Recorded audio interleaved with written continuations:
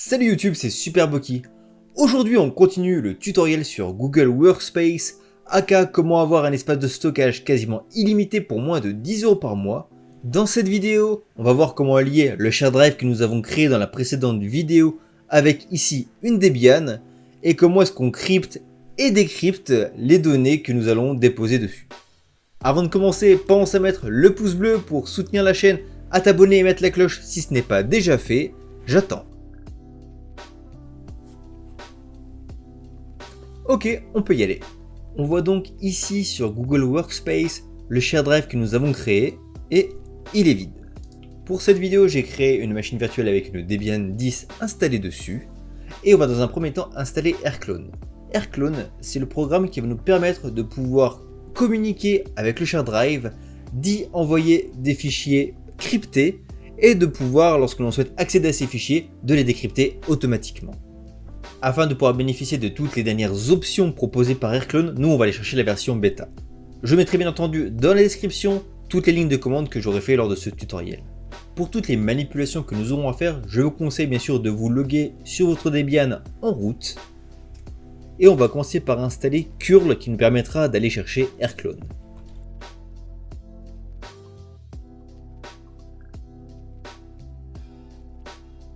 Ici, vous voyez la commande à taper qui va aller chercher la version bêta de Airclone. Voilà, c'est installé. Debian nous dit ici qu'il suffit de lancer Airclone config pour le paramétrer. On va s'exécuter. Airclone nous indique qu'il ne trouve aucun remote, ce qui est normal car nous n'avons pour l'instant rien paramétré. On va donc en créer un nouveau. On fait N. On va l'appeler sdrive0 comme le share drive que nous avons chez Google.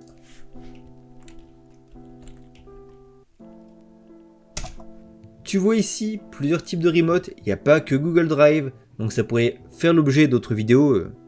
Si ça t'intéresse, dis-le moi dans les commentaires. Nous, on va aller chercher le remote de type Drive.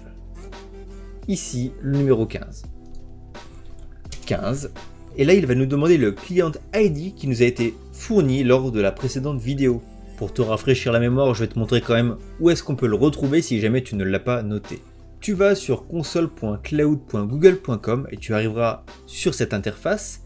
Tu vas dans Identifiant. Tu ne verras pas le mien par la magie du floutage, mais tu verras ici, tu peux le voir déjà dans ID client.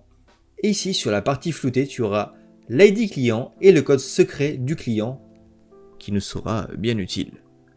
Donc ici, je tape mon ID client, mon code secret client. On peut choisir les différents droits d'accès à ce dossier. Nous, ce sera un accès full car on veut pouvoir lire, écrire et supprimer. Le root folder ID, c'est si jamais vous souhaitez faire une arborescence au niveau de vos share drives car vous avez le droit à plusieurs share drives. Vous pouvez le faire. Nous, dans notre exemple, on n'en a pas besoin. Le service account file il peut être utilisé si jamais vous souhaitez bypass la limitation de 750 Gb d'upload toutes les 24 heures. Nous ici ça ne nous intéresse pas. Éditer la configuration avancée, non. Uso config, non. Ici on va copier ce lien dans notre navigateur afin d'obtenir le code de vérification. On va utiliser ici notre compte qui gère le share drive. On autorise, on copie et on entre ici notre code de vérification. Oui, nous, c'est un Team Drive que l'on souhaite configurer. Et on est bon. On a à ce stade créé le lien entre Google et notre Debian. On va maintenant créer un remote qui sera en charge de crypter les informations que nous mettrons sur ce G-Drive. C'est parti.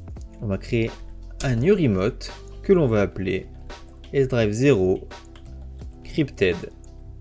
Oui, c'est original.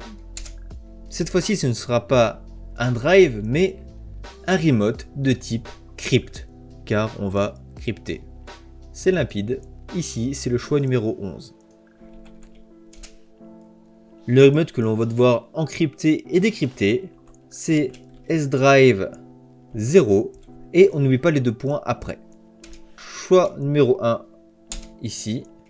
Est-ce qu'on encrypte aussi le répertoire Oui. La clé de cryptage, on va en générer une random, en 128 ici pour l'exemple.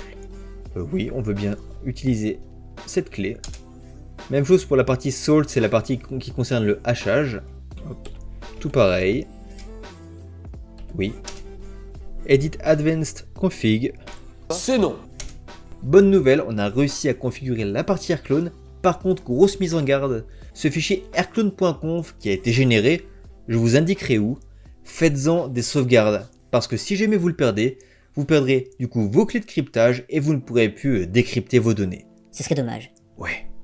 On va maintenant voir comment monter notre remote. C'est parti. Yes, this is OK. On a fini ça. On peut maintenant quitter Airclone. Je vous montre où est stocké le fichier airclone.conf à garder précieusement. Il est dans /root /.config /airclone /airclone.conf. Vous voyez, il est là. Donc gardez-le précieusement. Actuellement, on a donc créé le lien entre notre Debian et Google. On a également configuré le remote qui va se charger de crypter ou décrypter les données. Maintenant, on va monter ce remote sur notre Debian et voir si la connexion se fait bien lorsqu'on dépose des fichiers dessus. Est-ce que ça va bien sur notre G Drive? Pour cela, on aura besoin d'installer Fuse comme tu veux.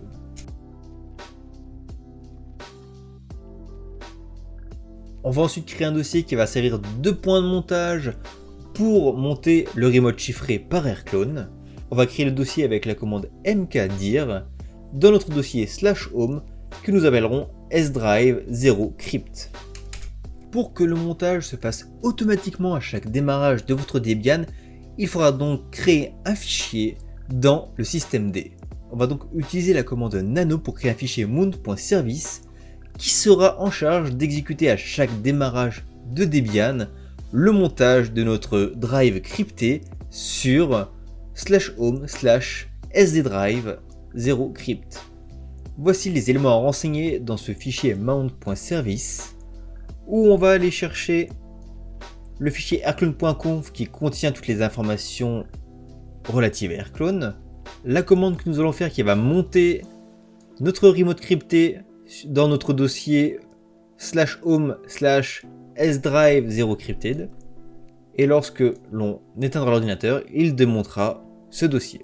Ce fichier est vraiment un fichier de base qui peut être optimisé. Par exemple, on peut très bien ajouter du cache si jamais vous souhaitez par exemple regarder vos vidéos de famille présentes sur votre drive.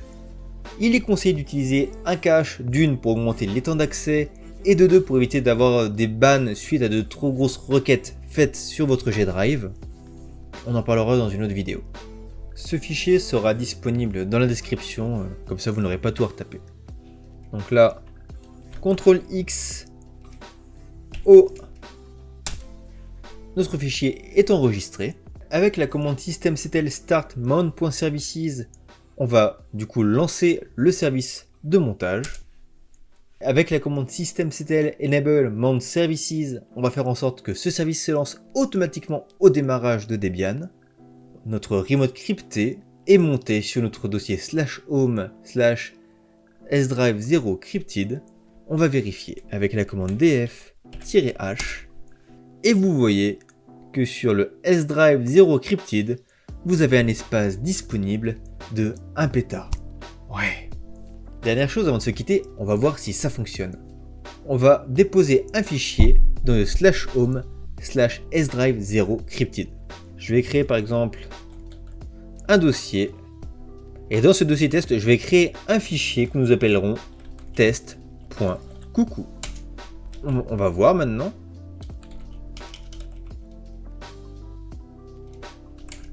On a bien un dossier test et on a bien notre fichier coucou. Regardons maintenant côté share drive. On est donc sur notre share drive et tu vois ici qu'il y a un dossier qui a été créé, qui est crypté, avec dedans un fichier qui est crypté. Ça fonctionne.